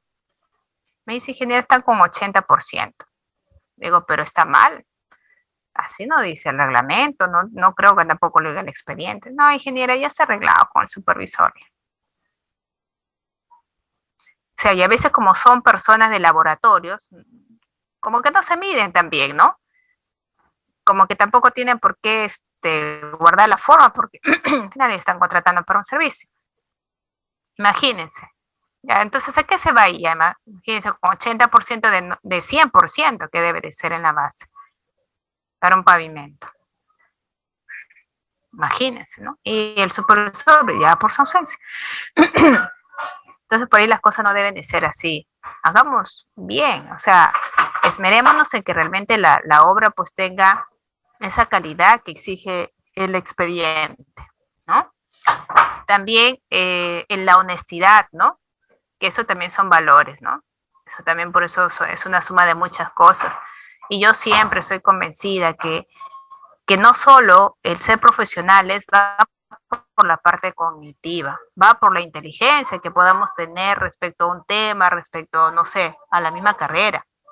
Básicamente por ahí también tiene que contar el tema de los valores que tengamos, de los principios, ¿no? Del que usted posee también habilidades blandas, porque hay que también ver mucho cómo trata el personal en la obra, cómo se dirige a ellos, cómo compenetra su equipo de trabajo. No solamente está teniendo la inteligencia, entre comillas. Yo sé ser concreto, yo sé direccionar, yo me sé la norma, yo me sé la ley de contrataciones, yo me sé 20 programas, yo soy lo máximo. O sea, no solamente es eso. El ser un profesional a cargo de un proyecto, pues involucra muchos aspectos. Y yo creo que uno de los más importantes, sin temor a equivocarme, es el tema ¿no? de la persona como es, con todo lo que las bondades que tenga esta en el trato a su personal, en cómo lo conduce, en las estrategias que aplique para que se sientan bien las personas, en la comunicación que transmite, incluso en el lenguaje, ¿no? Entonces eso tengamos mucho cuidado, porque a veces se piensa, no, porque es un ingeniero que tiene 20 años de experiencia haciendo tantas cosas. La verdad yo he visto muchos profesionales, bueno, no les quita a nadie que tengan esa experiencia, que tengan de repente ese currículo, ¿no? Grande, que se entiende. Porque el currículo no te evalúa las habilidades blandas, no te evalúa la parte de los principios, ¿no? Te mide más que todo la inteligencia o la experiencia, ¿no? Entonces, por ahí, en que como tenemos que hacernos una retrospección, ¿no? ¿Cómo estamos realmente? ¿No? ¿Realmente estoy siendo un buen líder? ¿Estoy realmente conduciendo a mi equipo a un buen recaudo? ¿O estoy solamente viendo mis intereses y tratando a las personas como recursos? ¿No? Y van a ver ustedes y van a encontrar muchas respuestas tal vez que no lo han visto como profesionales, ¿no? Y que de repente por ahí siempre han estado fallando. Es por eso que a veces los ingenieros o son muy queridos o son muy odiados. Entonces usted tiene que cuidarse, no le digo esto con que seamos siempre blandos, ¿no? Que no se confunda, pero que sí el trato a las personas es fundamental aquí. Bueno, luego el criterio técnico, la capacidad de organización también cuenta mucho, ¿no? Si bien es cierto, ustedes no van a planificar en cuanto a la ejecución, pero también es importante que entiendan que como supervisores e inspectores van a ayudar a ese equipo de trabajo para que se cumpla el objetivo. Una de las cosas fundamentales que creo yo también les va a ayudar muchísimo a los supervisores es en cuanto a la revisión del expediente. Muchas de las cosas que se desconocen o muchas de las cosas que yo quieras hacerlas a último momento, las puedes haber solucionado haciendo este trabajo, que ya en este reglamento, en el vigente, en el 344-2018-F del reglamento de la ley de contrataciones con el Estado, nos indica, revisa expediente técnico. Antes no había. Antes, que era la ley 1017 de contrataciones con el Estado, no estaba. Entonces, ¿qué hacíamos nosotros? Un poquito intuyendo que lo que está en el expediente tiene a veces muchas dificultades u omisiones o deficiencias también llamadas, con respecto a lo que está en obra, a veces no tiene congruencia.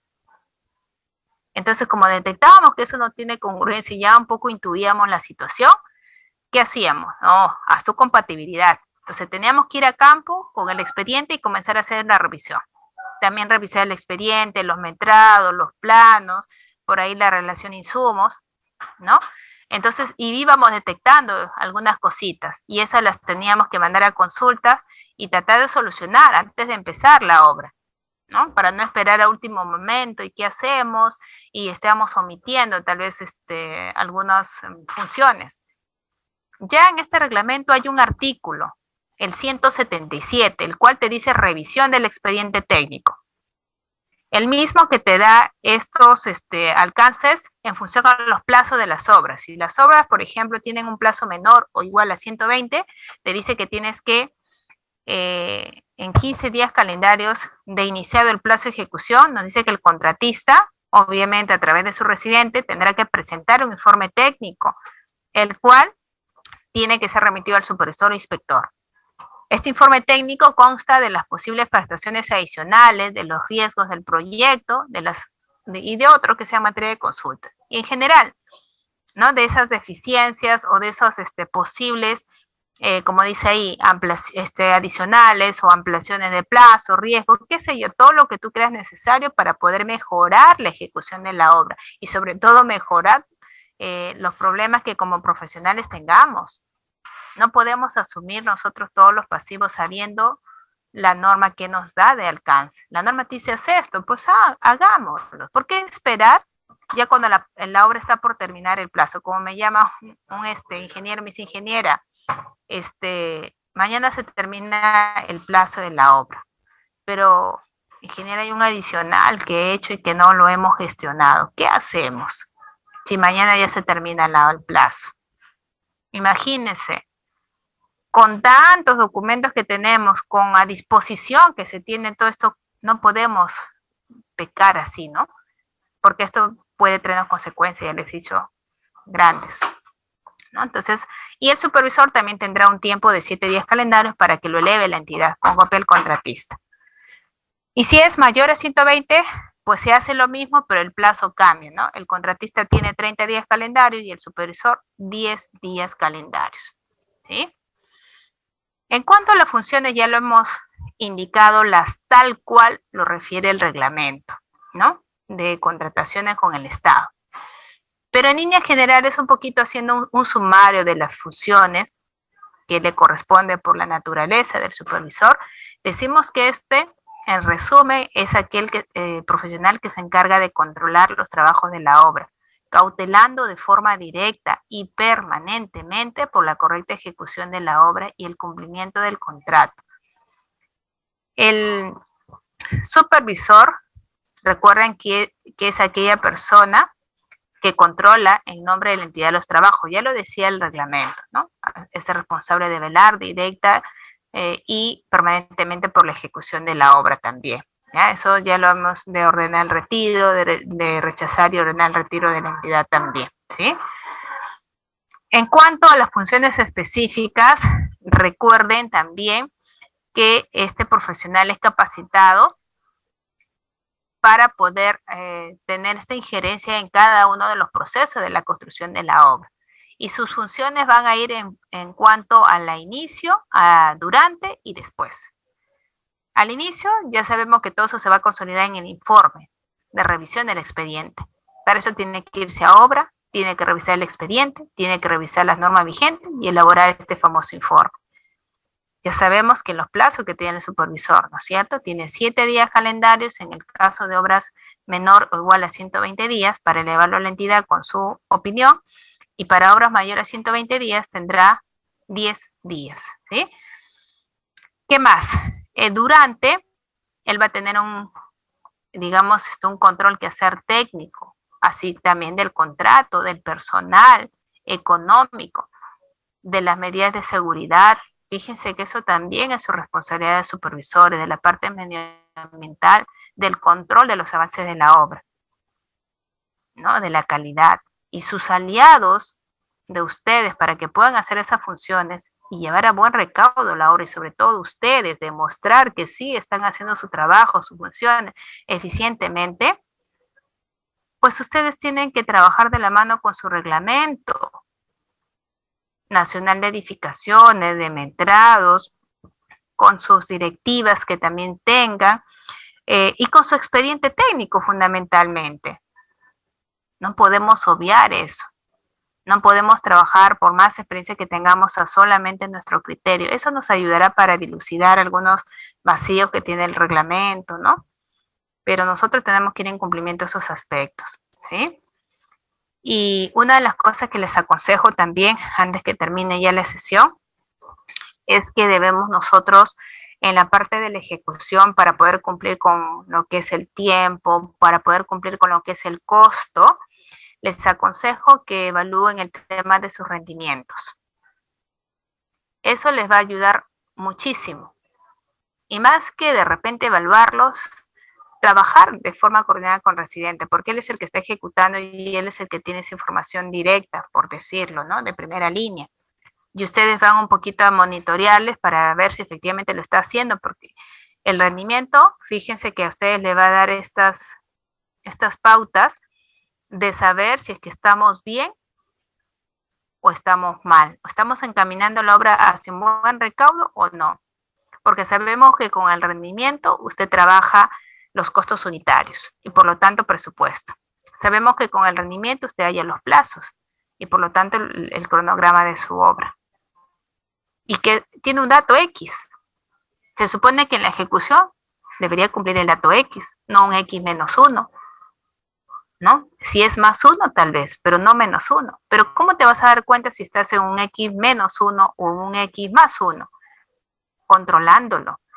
Y como supervisores tenemos esa injerencia de que si algo está mal, ustedes tomen las acciones que crean conveniente.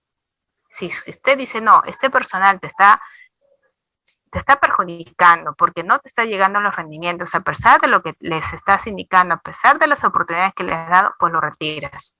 Porque así voy a seguir gastando más dinero en algo que no está contemplado y voy a necesitar más tiempo, del cual también es importante mencionar que por rendimiento no te dan ampliación de plazo, por rendimiento no te dan más presupuesto, por si acaso. Entonces, lo único que nos queda aquí, tal cual nos han indicado las diversas normativas, es que usted haga su función de control, de detectar qué cosa está mal y de ajustar, porque usted tiene esa investidura, de poder mover piezas de tal forma que eso siga caminando, ¿no? Que eso siga yendo a buen recaudo, ¿sí?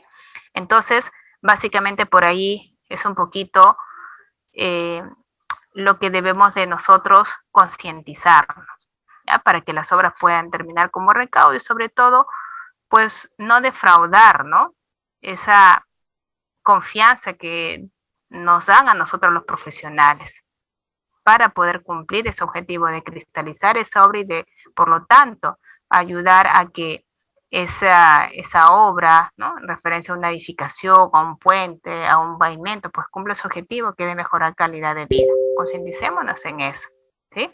Bueno, y con ello termino. Muchísimas gracias. Me quedan apenas unos, por ahí 10 minutos, algo menos, para poder escucharles sus preguntas.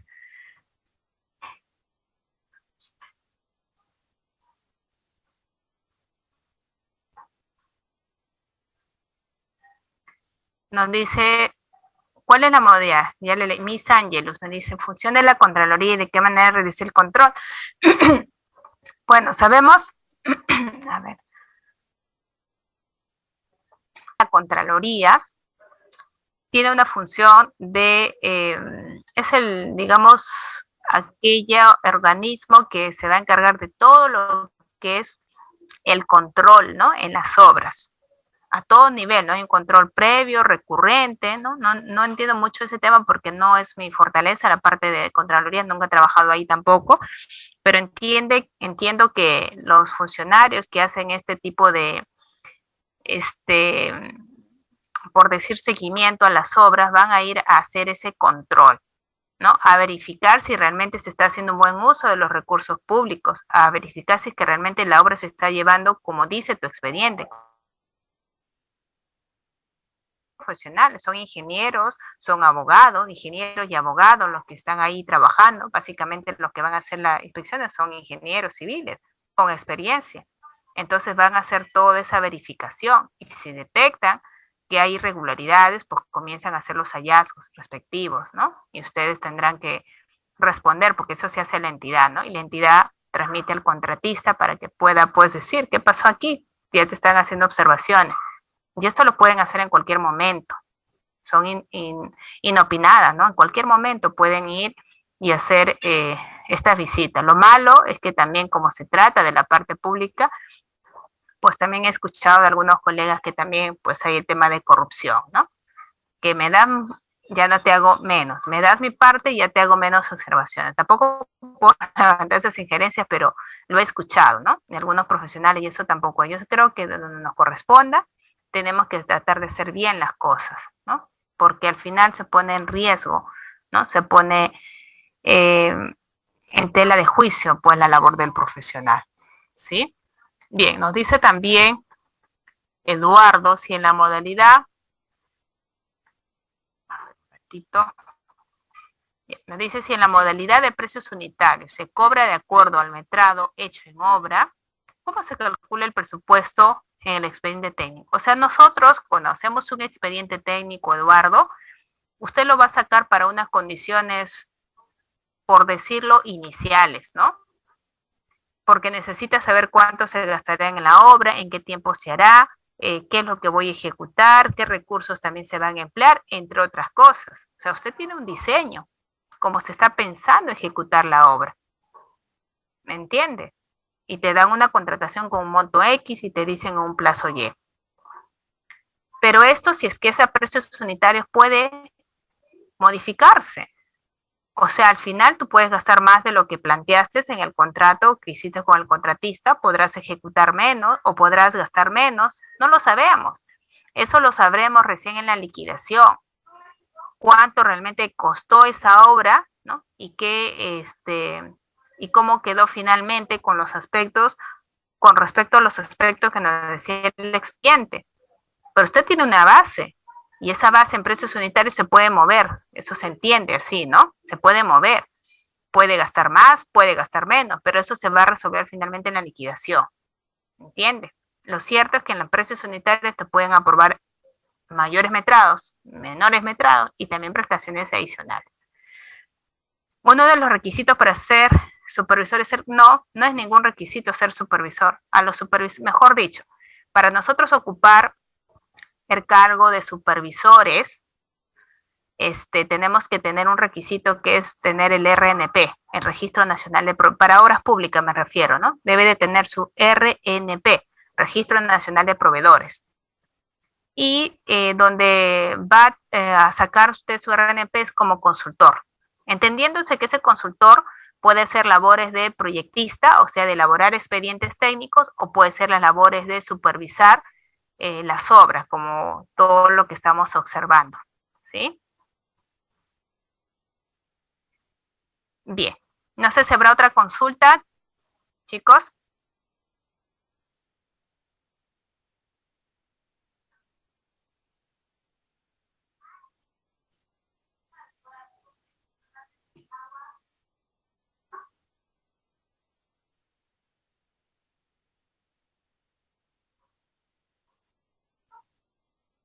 ¿Alguna consulta más?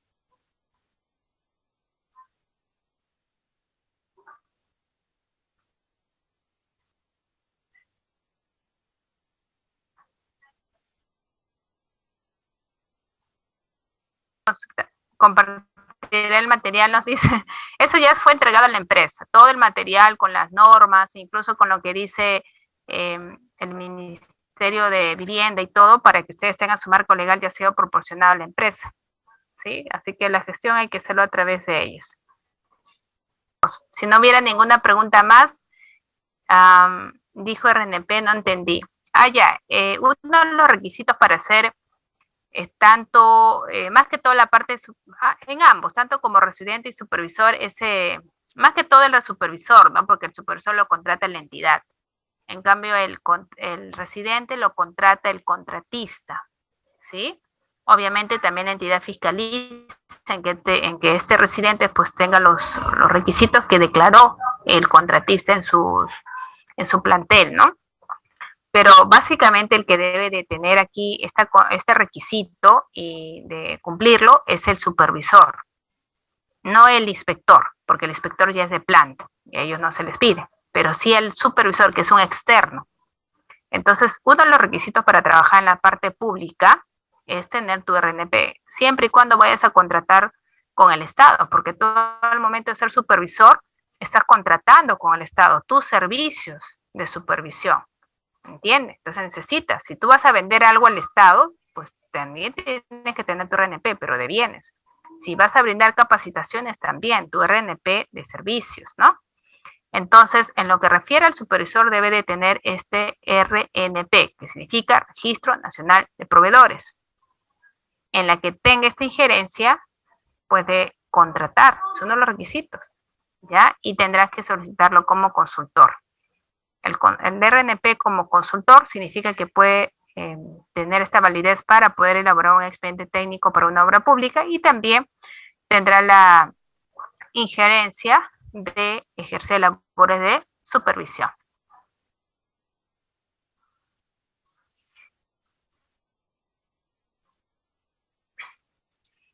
Y antes de pasar allá a retirarnos, quedan también invitados, se va a abrir un diplomado. No sé si los de la empresa tienen por la apertura, gracias por haber estado este momento aquí capacitándose, un poquito llenando esos espacios, porque ya saben ustedes que el conocimiento tiene poder y en la parte pública más aún. Chicos, lo mejor deseo para cada uno de ustedes, éxitos en cada uno de sus proyectos y bendiciones.